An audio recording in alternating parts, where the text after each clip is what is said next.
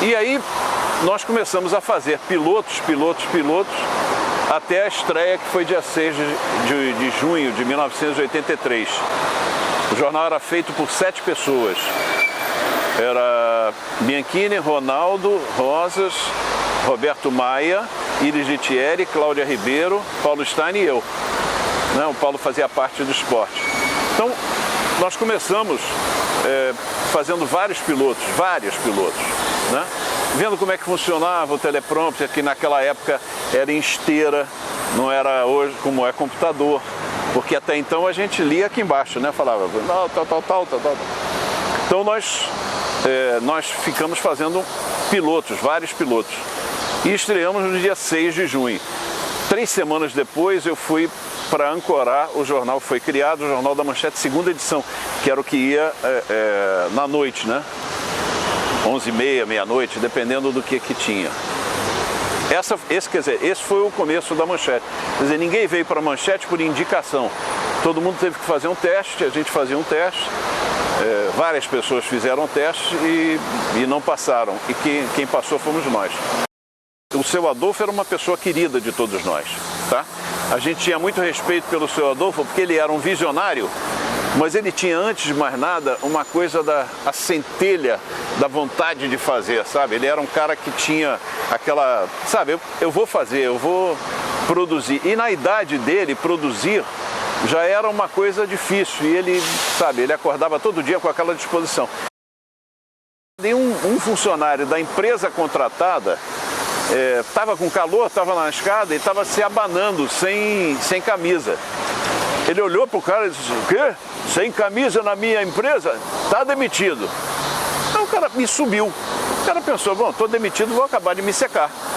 Aí acabou de se secar e tal. Mas quando ele volta, o Seu Adolfo volta, o cara ainda está lá se abanando e tal, parando e ia colocar a camisa. Ele virou-se para o cara e disse assim, olha, bota a camisa que eu acabei de mandar um amigo seu embora agora mesmo, que estava sem camisa. Quer dizer, ele era uma pessoa muito folclórica, ele era uma pessoa muito, sabe, todos na Manchete, todos os funcionários gostavam do Seu Adolfo. O que o Seu Adolfo comia, a gente comia no restaurante, entendeu? Ele era uma pessoa que não tinha essa diferença. Ele sofreu muito quando ele era jovem. Ele veio da Ucrânia para o Brasil, então ele sofreu muito quando era jovem, então ele dava muito valor a isso, entende? Ele uma vez mandou um funcionário embora, simplesmente mandou o funcionário embora, porque ele falou que estava com fome.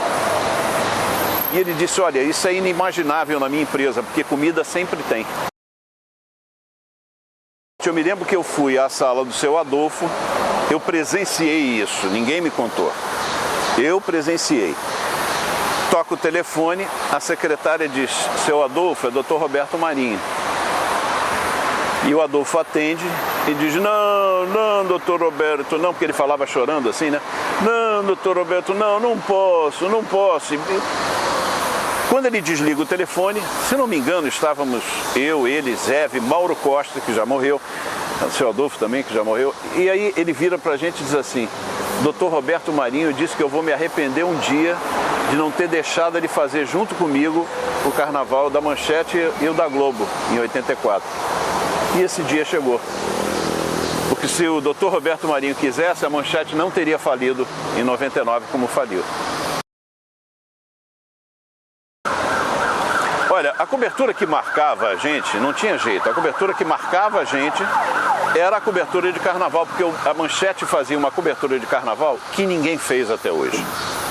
Essa é a realidade. Não é dizer que nós fizemos, não, ninguém fez uma cobertura porque a Manchete mostrava o Carnaval como era. A Globo mostra o Carnaval que ela quer, é aqui, é aqui, é aqui. Não, nós mostramos o Carnaval na evolução. Então, sempre foi muito marcante para nós isso, e nós trouxemos de volta os bailes da cidade. Então eu apresentei vários bailes, de desfile de fantasia, essas coisas.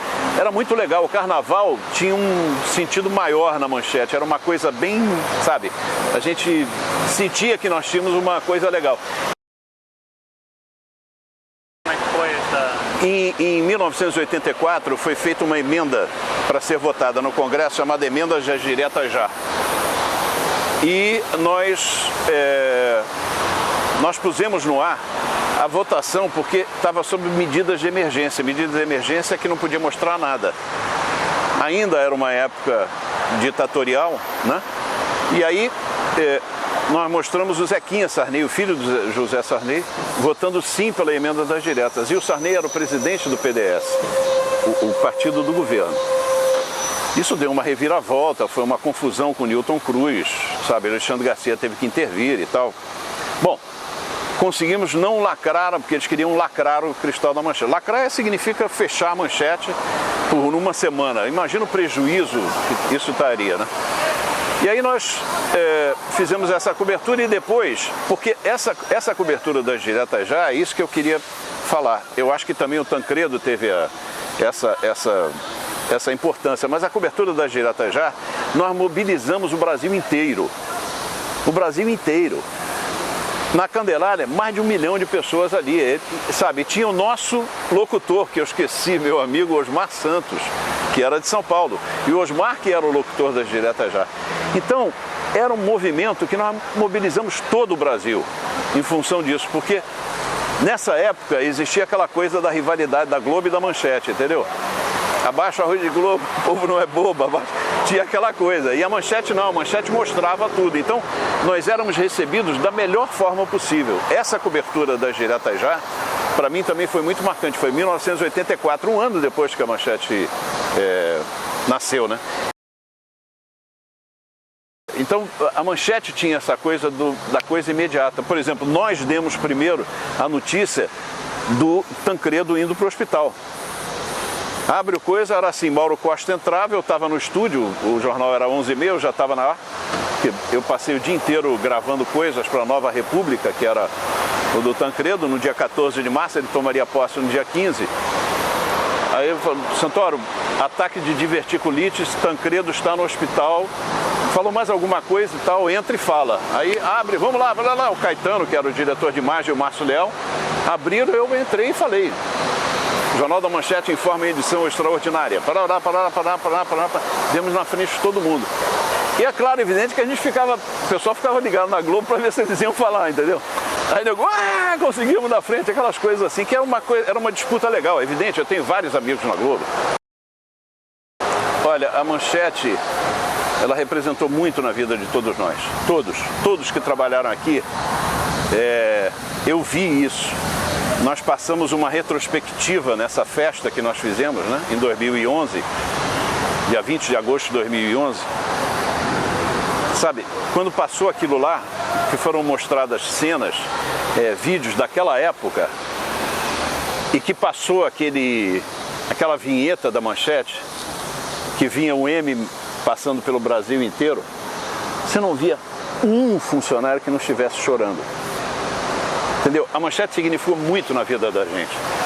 Nós nunca tivemos uma matéria no jornalismo, isso é fantástico, tá? Nós nunca tivemos uma matéria tirada de nossas mãos. O que a gente fizesse ia para o ar, ponto.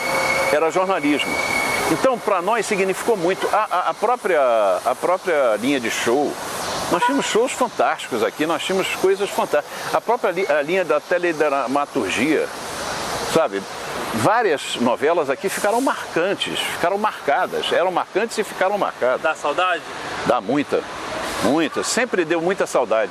Sempre que a gente encontra alguém daquela época e que a gente começa a conversar, tem sempre aquela saudade gostosa da Manchete. Foi um grande lugar que eu trabalhei, um grande lugar.